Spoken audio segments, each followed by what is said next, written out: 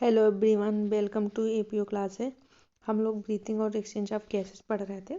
इसमें हम लोगों ने लंग्स तक पढ़ लिया था, लंग का स्ट्रक्चर और उसके ब्रांचेस को बताया था मैंने। ठीक है, आज हम लोग को क्या पढ़ना है, थोरिसिस चैम्बर। देखिए, थोरिसिस चैम्बर में हमें ये बताना है कि हमारा जो थोरिसिस चैम्बर वो ये थोरिसिस चैम्बर के बारे में पढ़ना है। थोरिसिस चैम्बर बताते हैं कि हमारा थोरिसिस चैम्बर जो हमारा लंग्स होता है वो सनकन लंग होता है, सनकन लंग होता है, सनकन लंग होता है, इसीलिए एक केज में रहता है। और किसमें, एक टाइट चैम्बर। तो वो टाइट चैम्बर क्या कहलाता है, थोरिसिस चैम्बर। जो टाइट चैम्बर होता है वो क्या कहलाता है, थोरिसिस चैम्बर। देखिए, ये थोरिसिस चैम्बर कैसा होता है कि आगे से आपका, यहाँ पे बता रही हूँ, आगे से क्या होता है, नेक होता है। देखिए, एंट्रली ये नेक से बना होता है, वेंट्रल बताती हूँ, समझाती हूँ, स्टर्नम से, ब्रेस्ट बोन से, डॉर्सली डॉर्सली क्या होता है, वर्टिब्रल कॉलम से, और लेटरली रिब से, बगल में रिब से, और पोस्टली मतलब पीछे डायफ्राम से। देखिए, आगे ऐसे सपोज दैट हमारा इसी में रहता है, मुझे मैं बता रही हूँ, ये ऐसे नेक का अरेंजमेंट रहता है। ठीक है, ये आगे से नेक, ठीक, कह रहा है एंटेरियरली नेक, पोस्टरली डायफ्राम, ये पोस्टरली डायफ्राम। फिर कह रहा है वेंट्रल मतलब आगे की तरफ आपका स्टर्नम ब्रेस्ट बोन होता है।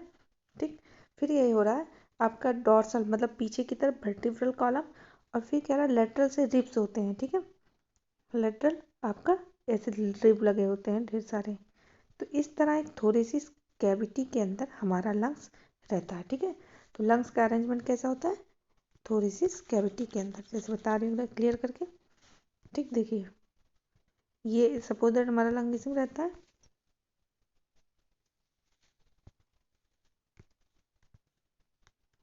ऐसे।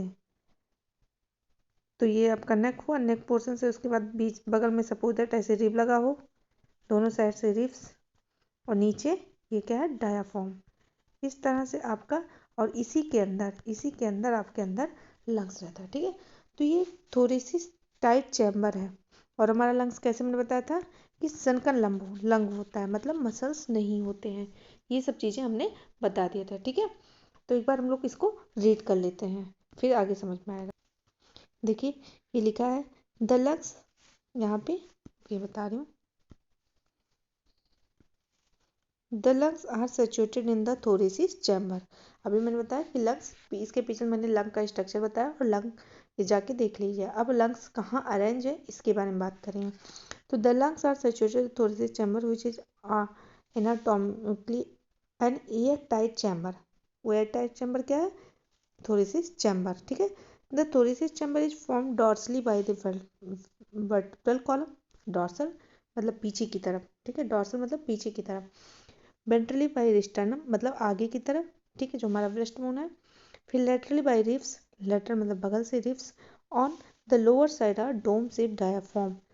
The anatomical setup of lungs in thorax is such that they are changed to volume of thoracic cavity। ठीक है, ये क्या कर रहा है कि ये जो सेटअप है ये लंग्स का, जो थोरेसिस टाइट चैम्बर है, ये क्या करता है, क्या कर lungs of thoracic such as they change to volume, volume में चेंज करता है कब, जब आप लोग गैस को फिल अप करते हैं, मतलब ऑक्सीजन और CO2 लेते और बाहर निकालते हैं, will up reflect to the lungs या पल्मोनरी कैविटी। ठीक है, such as arrangement is essential for breathing as we directly alter the pulmonary volume. Okay, तो इस तरह से इसका अरेंजमेंट। देखिए, अब यहाँ पे हम लोग इसके कितने स्टेप होते हैं रिस्पिरेशन के, हम लोग यहाँ पढ़ेंगे। देखिए, respiration involve in following step. First step क्या है, ब्रीथिंग और पल्मोनरी वेंटिलेशन। मतलब क्या करते हैं, पहले हम लोग जो ऑक्सीजन लेते हैं उसके बारे में बात हो रही है, और CO2 रिलीज करते हैं। ठीक है, by which atmospheric air is drawn in, मतलब oxygen, and CO2 rich alveolar air is release out. वही ब्रीथिंग मैंने पहले ही बता दिया, इसके पहले ही चैप्टर मैंने क्लियर किया है। फिर उसके बाद डिफ्यूजन, मैंने पूरा प्रोसेस आपको बताया था बाय द ग्राफ, तो आप लोग पीछे जाके देख लीजिए। ठीक है, डिफ्यूजन ऑफ गैसेस, ऑक्सीजन और CO2 का अक्रॉस एल्वियोलर मेम्ब्रेन। फिर हम लोगों ने पढ़ा था transport of gases by blood, ये पढ़ेंगे थर्ड स्टेप। पहले क्या होगा, डिफ्यूजन ऑफ गैसेज, ठीक है, कैसे हुआ था, ये सारा जो मैकेनिज्म यहाँ पे लिखा है मैंने इसको क्लियर किया है लास्ट चैप्टर में बाय द ग्राफ।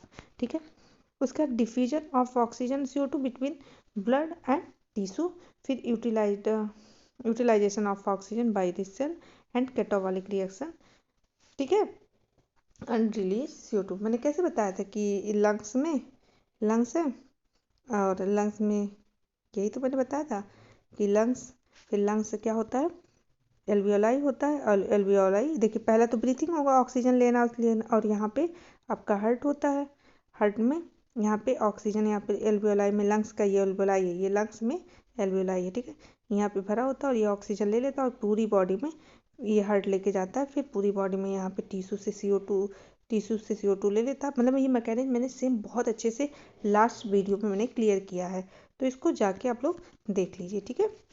तो अब हम लोग ये चीज़ें क्लियर हो गया कि क्या क्या होता है। पहला होता है ब्रीथिंग, फिर ब्रीथिंग जब ऑक्सीजन आ जाता है तो ये डिफ्यूजन ऑफ गैसेस, मतलब गैस में ऑक्सीजन और CO2 का लेना देना होता है, पहले एल्वियोलर मेम्ब्रेन में, ऐसे लंग्स के बता देते हैं फिर से बार बार, ये आपके लंग्स में ये जो एल्वियोलाई वाला होता है और यहाँ पे हार्ट में एक्सचेंज होता है, ये दूसरा स्टेप। फिर ये गैसेज ब्लड में पूरी बॉडी में पहुँच जाता है, ये तीसरा स्टेप, ट्रांसपोर्ट ऑफ ब्लड। और फिर यहाँ पे टिश्यू में चेंजिंग होता है, टिश्यू क्या करता है, CO2 बना रहता है और ये इसी एल्वियोलाई को देता है। मैंने दी एक बार जरूर जाके पीछे देखिए, ठीक है, बहुत अच्छे से समझाया है। फिर उसके बाद वही ऑक्सीजन ब्लड और टिश्यू के में चेंज होगा, फिर यूटिलाइज होगा ऑक्सीजन और केटाबॉलिक रिएक्शन होगा और उसी समय CO2 रिलीज होता है। बहुत अच्छे से समझाया, प्लीज़ जाके जरूर देखिए, ठीक है। अब हम लोग अगला टॉपिक क्या पढ़ेंगे, मैकेनिज्म ऑफ ब्रीथिंग। देखिए हम लोग यहाँ पे मैकेनिज्म ऑफ ब्रीथिंग पढ़ लेते हैं, ठीक है। देखिए ब्रीथिंग इन्वॉल्व 2 स्टेप, पहला इंस्पायरेशन, मैं भी क्लियर करती हूँ, पहले बार पढ़ लेते हैं। During which atmosphere air is drawn in, मतलब जिसमें हम ऑक्सीजन बाहर का लेते हैं। Expiration by which alveolar air is release out, यही होता है respiration. The movement of air into and out of the lungs is carried by the creating a pressure gradient between the lungs and the atmosphere. Inspiration can occurs if the pressure within the lungs, मतलब intrapulmonary pressure, is less than the atmospheric pressure. ये कह रहा है कि अगर आपके lungs में atmospheric, जैसे आपके लंग्स है, आपके लंग्स में एटमॉस्फेरिक प्रेशर से जो बाहर का जो प्रेशर है उससे जब कम प्रेशर होगा तब क्या होगा, इंस्पायरेशन होगा, मतलब उसमें एयर अंदर आएगा। कह रहा है देखिए, inspiration can occurs the pressure with in the lungs, intrapulmonary pressure is less than the atmospheric pressure. आपके लंग्स में जो है आपका लंग्स है, इसमें अगर प्रेशर कम होगा देन दी एटमॉस्फेरिक प्रेशर, ठीक, तो उसकी बात कर रहा है, ठीक है, ओके। तो यही कह रहा है, atmosphere there is negative pressure कहाँ हो, सब उसमें इंस्पिरेशन में निगेटिव प्रेशर होगा आपके लंग्स में, इन द लंग्स, देखिए लिखा है with respect to the atmospheric, ये भी क्वेश्चन बनता है। Similarly expression takes place when the intrapulmonary pressure is higher than the atmospheric pressure. और जब एक्सप्रेशन कब होगा, जब आपके एटमॉस्फेरिक प्रेशर से ज़्यादा प्रेशर होगा और CO2 फिल होगा, ठीक है, तो वो क्या होगा, इंट्रापल्मोनरी प्रेशर ज़्यादा होगा आपके लंग्स में, जब क्या होगा, एक्सप्रेशन के दौरान, ठीक, एक्सपायरेशन के दौरान, मतलब जब रिलीज आउट करेंगे। The diaphragm and the specialised set of muscles external intercostal muscle between the ribs, मैं बताती हूँ पूरा अच्छे से लिखा हुआ। Help the generate the such gradient, ठीक है, इसमें कौन हेल्प करता है, एक्सटर्नल इंटरकॉस्टल मसल्स, ये दोनों जो इंट्रापल्मोनरी प्रेशर और एक्स्ट्रापल्मोनरी प्रेशर में कौन हेल्प करता है, ये external intercostal muscles. Inspiration innate by the concentration of contraction of diaphragm which increase the volume of thoracic chamber। मैं बताती हूँ, जो मैंने बताया था कि thoracic chamber ऊपर से नेक, नीचे से नेक, नीचे से आपका वो डायफ्राम, बगल से साइड से आपके, तो ये चीज़ की बात कर रही है। In the anterior posterior axis, बता रहा है एंटीरियर पोस्टीरियर एक्सिस में, मतलब ऊपर से नेक और डायफ्राम क्या कर रहा है, इसका थोरेसिस वॉल्यूम बनाता है, और ठीक है, और बगल से कौन बनाता है आपका रिब। देखिए अब पहले हम लोग ब्रीथिंग यहाँ से पढ़ लेते हैं, एक बार समझा देते हैं, ठीक है, फिर उसके बाद बुक से फिर से रीड करते हैं, ठीक है। देखिए ब्रीथिंग ये होती है कि 12 से 15 और 12 to 16 मिनट पर मिनट होता है। देखिए normal breathing and forceful breathing, ठीक है।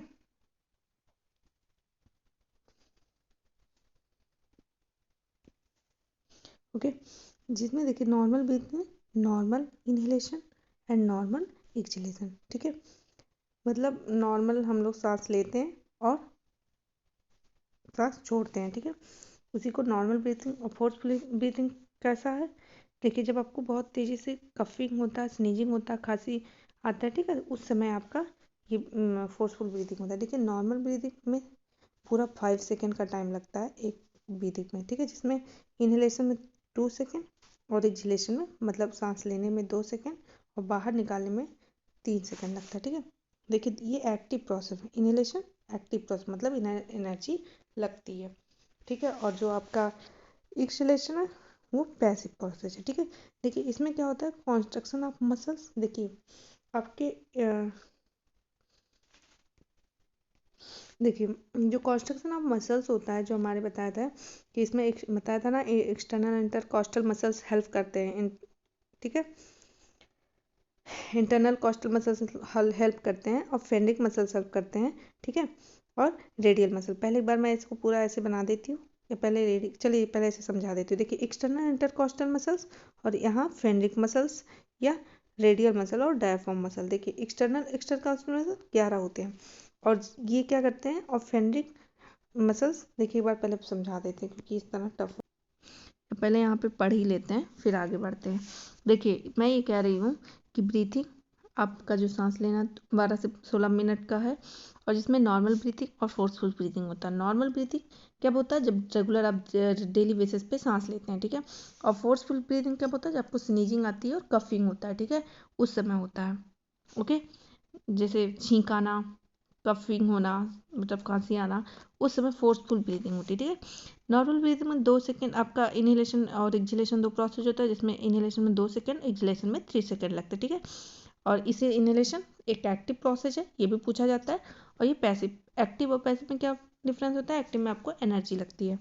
देखिए इसमें क्या होता है, कॉन्स्ट्रक्शन ऑफ मसल्स। कौन कौन से मसल कॉन्ट्रक्शन होता है, एक्सटर्नल इंटरकॉस्टल मसल मैं बता रही हूँ क्या होता है, और इसमें फेनरिक मसल आपके डायफ्राम के मसल्स को कहते हैं। ठीक है, या रेडियल मसल या डायफ्राम मसल्स। ओके, आपके नॉर्मल ही देखिए इन सब में कॉन्ट्रक्शन होता है इस मसल्स का।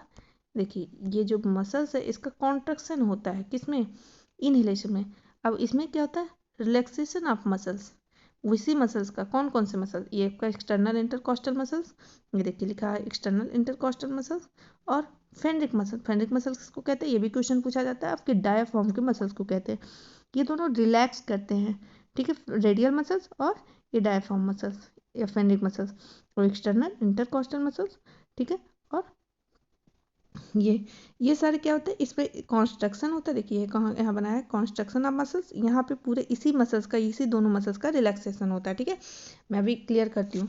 अब फोर्सफुल ब्रीथिंग में आते हैं। देखिए फोर्सफुल ब्रीथिंग में क्या होता है, एक एक्टिव प्रोसेस है। इसमें फोर्सफुल एक्सहेलेशन होता है, इनहेलेशन नॉर्मल होता है। एक्सहेलेशन में प्रोसेस, आप तेजी से जब खांसी और छींक करते हैं तो देखते हैं बहुत तेजी से, मतलब क्या होता है, एक्सहेलेशन करते हैं, एयर आउट आउट है। ठीक है, तो ये क्या होता है, फोर्सफुली मतलब जो ये फोर्सफुली ब्रीथिंग होता है इसमें फोर्सफुल एक्सहेलेशन आता है, इनहेलेशन नॉर्मल होता है। ठीक है, तो इसमें क्या करता है, इसमें क्या होता है, construction of internal intercostal muscle.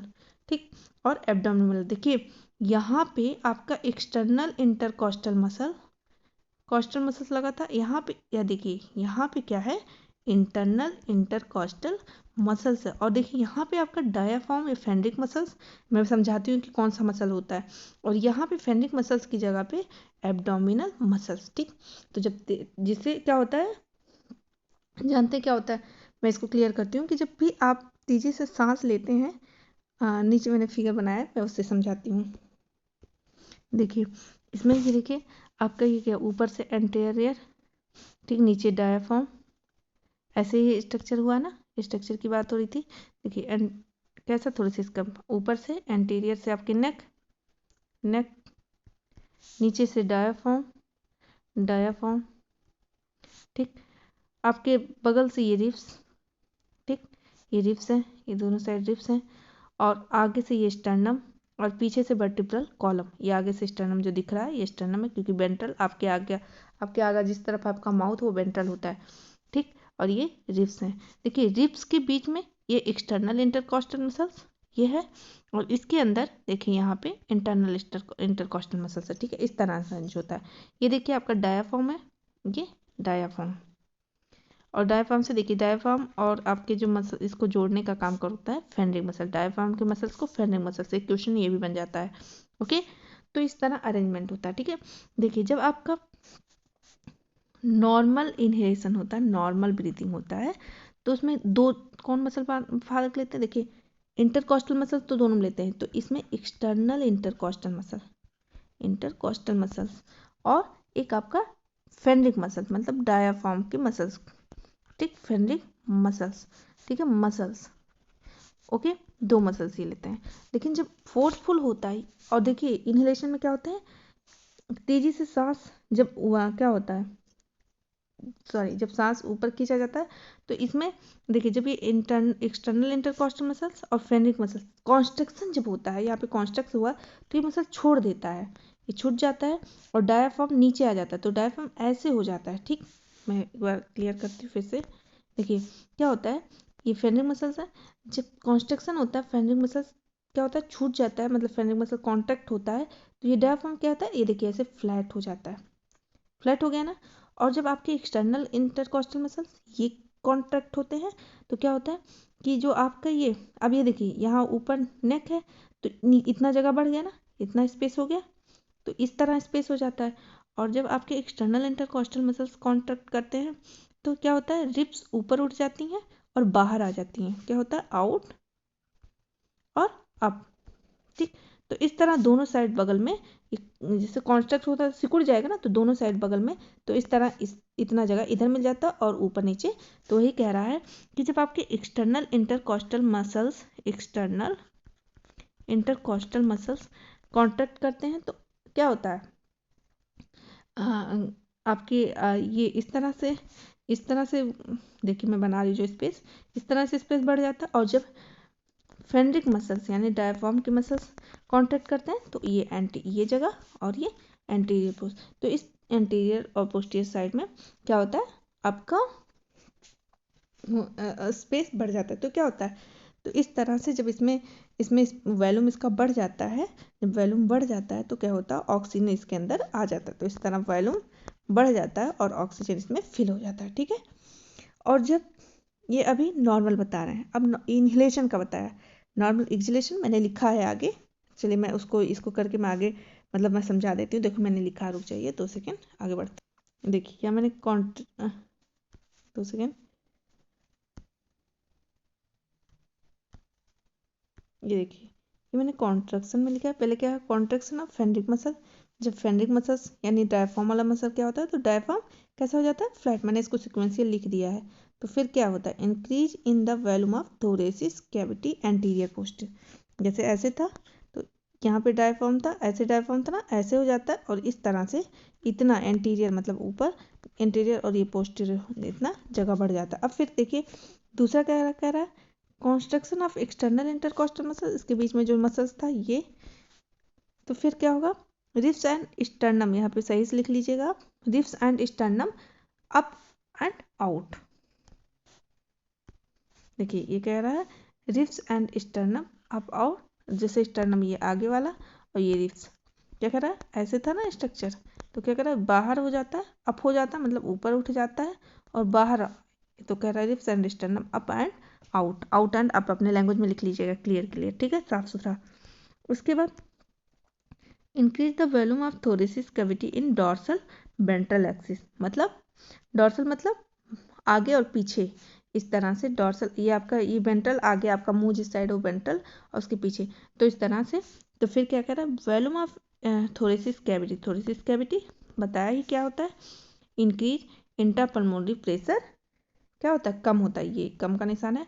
तो जब इसमें जगह बन जाता है तो इसका जो दबाव होता है कम होता है, और फिर air from atmosphere into lungs, इसी को इनहेलेशन कहा, क्लियर। सेम ऐसे ही एक्सहेलेशन है, एक्सहेलेशन में क्या होगा, रिलैक्स करेगा, फिर सेम उल्टा बना दो, रिलैक्सेशन, ठीक है।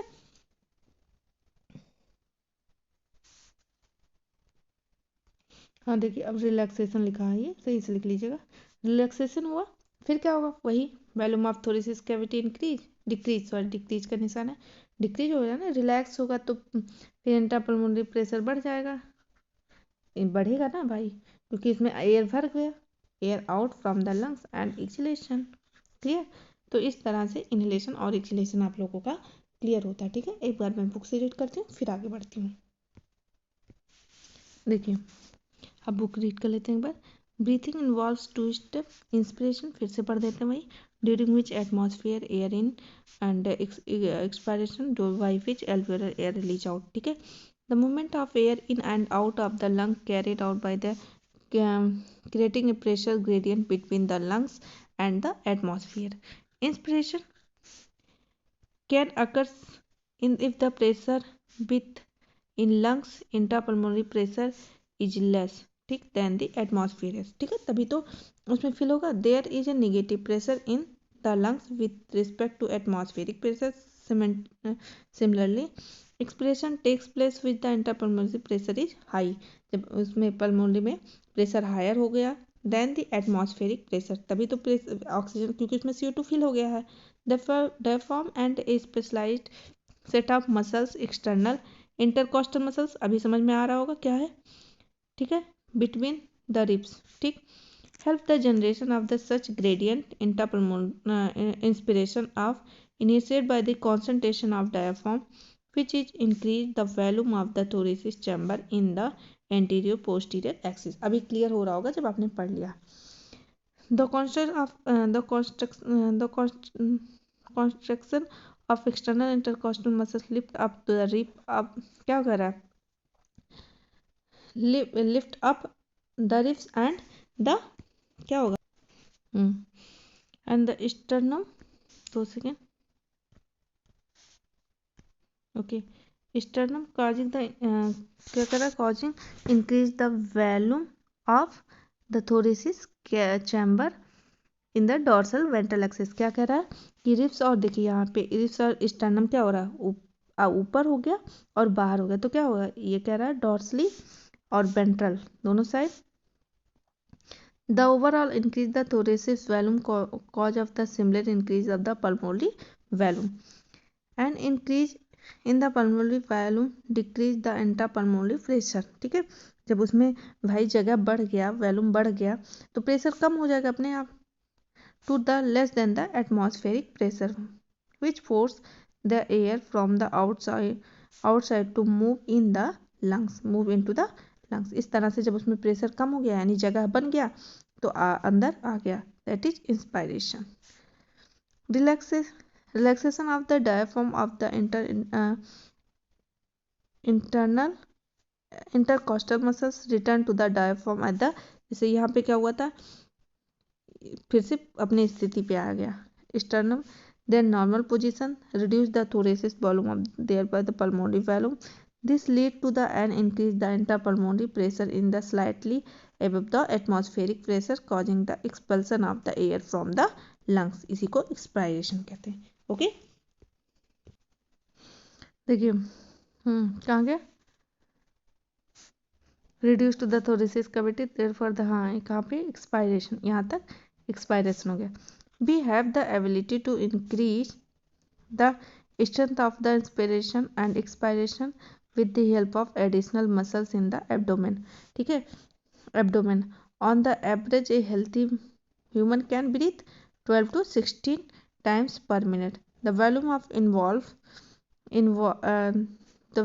air involved in the breathing movement can be estimated by using a spirometer which is the clinical assessment of pulmonary function। Okay, तो एक बार फिगर से मैं दिखा देती हूँ आप लोगों को कि कैसे यहाँ पे फिगर में दिया।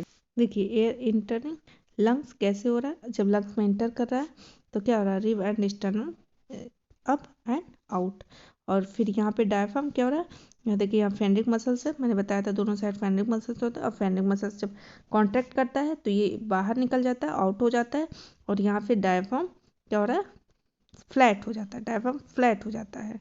ठीक है, जब डायफ्राम कॉन्ट्रैक्ट कर रहा है तब दिखा रहा है। ओके, और वॉल्यूम ऑफ थोरेसिस क्या हो रहा है, इंक्रीज बन रहा है, इंटीरियर पोस्टीरियर कौन बढ़ा रहा है, आपका डायफ्राम, और ठीक है, और आपका डॉर्सली और डॉर्सली वेंट्रली कौन बना रहा है, आपका स्टर्नम और रिब्स। ओके, अब हम दूसरा देखते हैं। देखिए अब इसमें क्या हो रहा है, फिर से जब एयर एक्सपेल्ड आउट, 2 सेकेंड, देखिए अब जब एयर बाहर जा रहा है, ये बाहर जाने का निशान है। एग्जाम में ऐसे फिगर दो तो क्या है, rib end sternum return original position और डायफ्राम रिलैक्स एंड अपवर्ड। जब अपवर्ड होता है तो प्रेशर बढ़ता है, यहाँ पे जगह कम हो जाती है ना, ये कम हो गया जगह, इसका मतलब स्पेस कम हो गया, वॉल्यूम कम हो गया। इधर से भी ये पीछे आ गया, अपने ओरिजिनल पोजीशन पे आया, ये डायफ्राम भी ऊपर पहुंच गया, तो जब कम हो गया तो एक प्रेशर बढ़ता है और प्रेशर से ये बाहर आउट हो जाता है। ठीक है, तो इतना मैंने आज फिनिश कर दिया और कल मैं रिस्पायरेटरी वॉल्यूम एंड कैपेसिटी पढ़ाऊँगी। तो आज के क्लास में यहीं फिनिश करती हूँ। और प्लीज़ आप मेरी वीडियो को ज़्यादा से ज़्यादा देखिए, बहुत बेनिफिशियल है फॉर आपके किसी भी कंपटीशन के लिए, और नीट स्पेशल 11 12 TGT PGT किसी भी। ठीक है, और ऐसे मेरे वीडियो को लाइक कीजिए, सब्सक्राइब कीजिए और मुझे मोटिवेट कीजिए, जिससे मैं आगे भी कंटिन्यू कर सकूँ। Thank you.